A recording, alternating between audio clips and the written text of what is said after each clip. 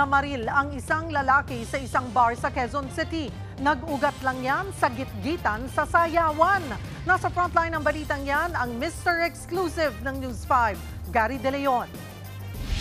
Sa kuha ng CCTV, makikitang nagkakagulo ang mga customer sa loob ng isang exclusive disco bar sa Quezon City. Maya-maya, maaaninag na bumagsak ang isang lalaki. Binaril na pala siya ng kanyang nakaalitan.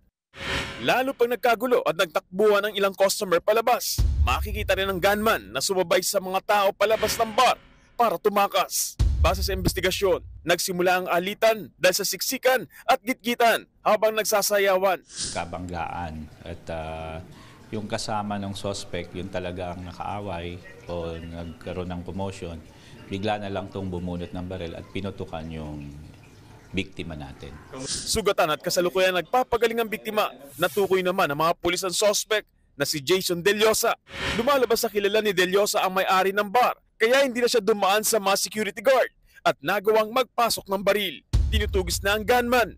Naharap siya sa reklamong frustrated murder, habang ang may-ari ng bar ay maharap sa reklamong accessory to the crime. Nagbabalita mula sa frontline, Gary De Leon, News 5.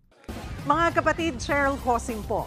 Maging maalam at may pakialam sa mga napapanahong issue at headlines. Mag-follow at mag-subscribe na sa social media pages ng News 5.